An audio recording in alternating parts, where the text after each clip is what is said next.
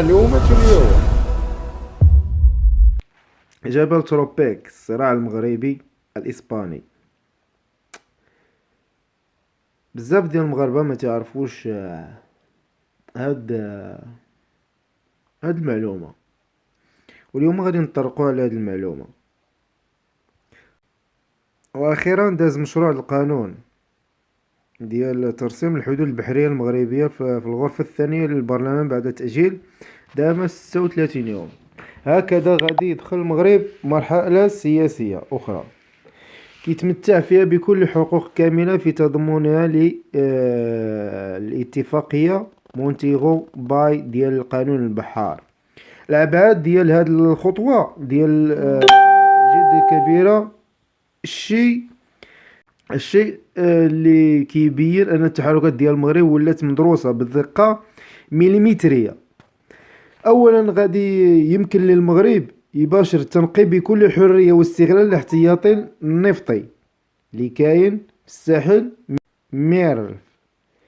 ثانيا غادي يسد الفراغ القانوني بخصوص الاتفاقية اللي كيتخص الصيد المناطق الجنوبية مستقبلا، وكذلك الاقتراب للجبل تروبيك.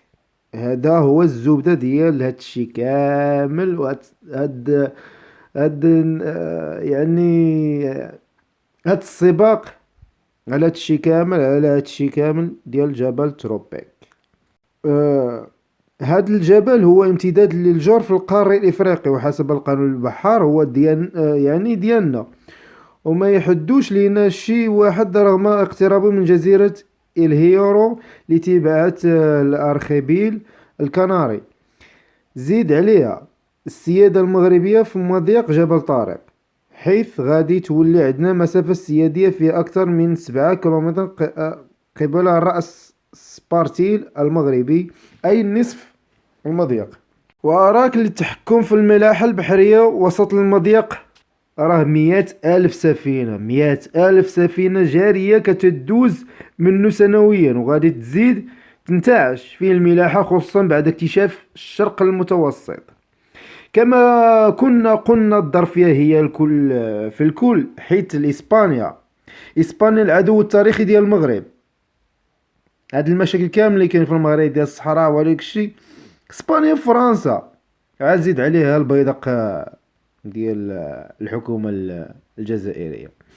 المهم هادشي كامل يعني تقريبا المشاكل كلها راه تقريبا 70%، نقولوا 70%، 80%، نقولوا 50%. اسبانيا قاش فرنسا داخله لداخل، واسبانيا دايره المشاكل على السواحل المغربيه بالابيض المتوسط والبحر الابيض المتوسط والمحيط الاطلسي.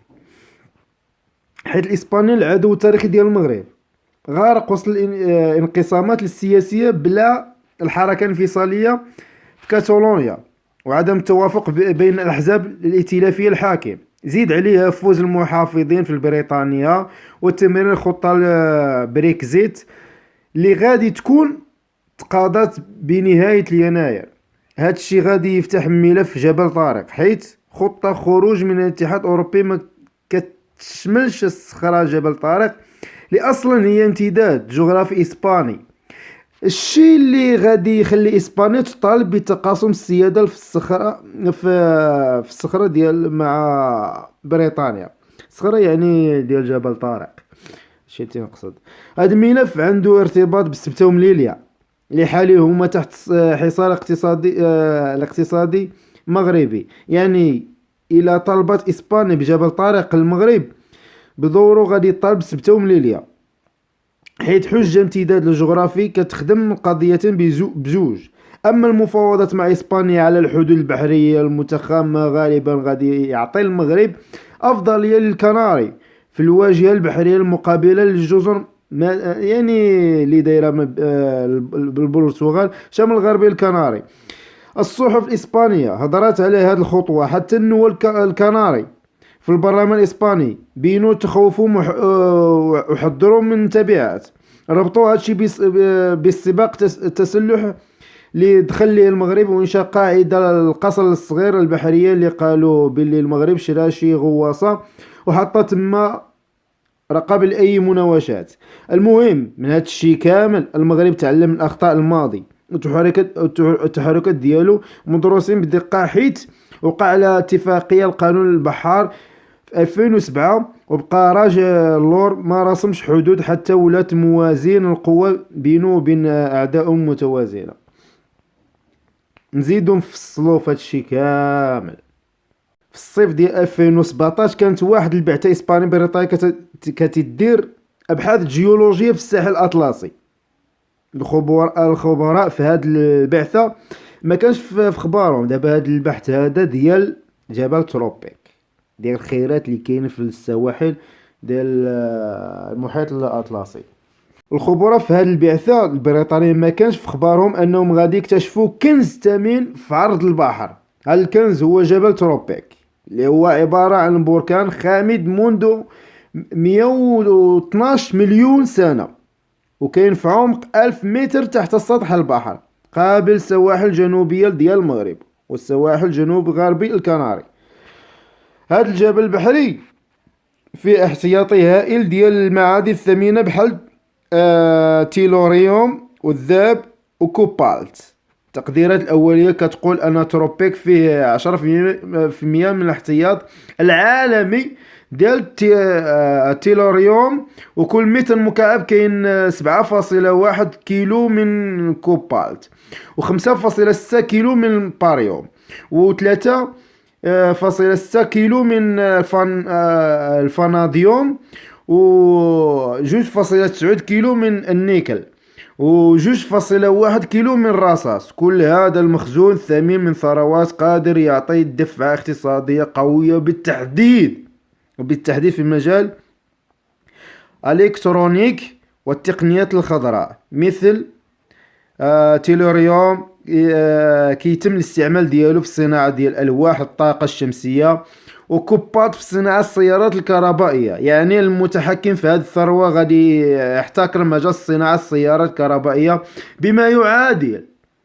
270 مليون سيارة، أي 54 ضعف اللي كتتوفر عليه دول العالم كامل. الإحداثية الدقيقة ديال جبل تروبيك جات في 20.72 درجة غرب، 23 و89 درجة شمال. هادشي هذا تا في جوجل ديال صعيب باش غادي تقلب على هادشي هذا، ما تعطيوش هاد الابحاث ما محطوطاش بزاف كاع حتى في جوجل كاع. حسب اتفاقية المونتينيغرو ديال مونتينيغرو باي، المغرب وإسبانيا عندهم مياه إقليمية محصورة في 12 ميل بحري، أي 22.8 كيلومتر. ومن بعدها كاين منطقة اقتصادية حصرية عندهم بزوج المحصور في 200 ميل بحري، أي 380 كيلومتر. منين غادي نشدو الآلة الحاسبة ونحسبو، غادي نلقاو أن تروبيك كاين على بعد 250 ميل بحري من الساحل الجزيرة الهيرو الكنارية، يعني متابعة النفوذ إسباني، وكذلك بعيدة ب 241 ميل بحري من الساحل المغربي. يعني تابع تقريبا، يعني تابع النفوذ ديال، يعني تابع المغرب، ولكن مازال ما تابع لا لهنا لا لا. دابا عاد غادي يدابزو عليها هما سبليون في الاتحاد الأوروبي. ما عرف، لا قدر الله قدرت توقع شي حاجة، شي حرب ولا شي حاجة على هادشي هذا. باش أغلبية الحروب تيوقع كيف بحال هكا، كيف بحال المنازعات ديال الثروات الطبيعية. ولكن واش غادي يبقى تما وما يستغلو حتى واحد؟ مستحيل. يعني إسبانيا ديجا، يعني هاد إسبانيا فايز دفعات طلب الأمم المتحدة بتوسيع المنطقة الاقتصادية الحصرية ديال الكناري باش يولي تروبيك داخل فيها.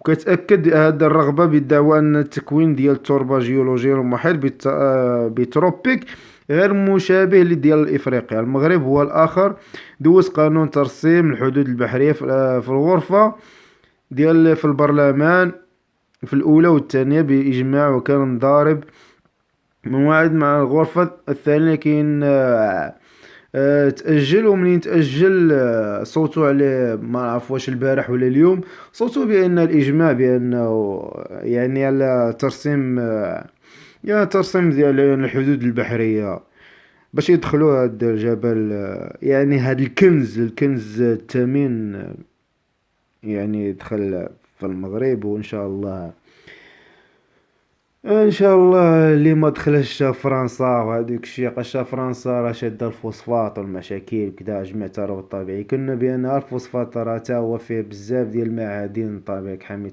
التيراليون، وهذه بزاف ديال المعادن. سميتها تيقولوا له يورانيوم، بزاف يورانيوم تا هي مادة طاقية راه يعني غالية بزاف، غالية من تم الذهب كاع. ان شاء الله يكون خير وايام قليله.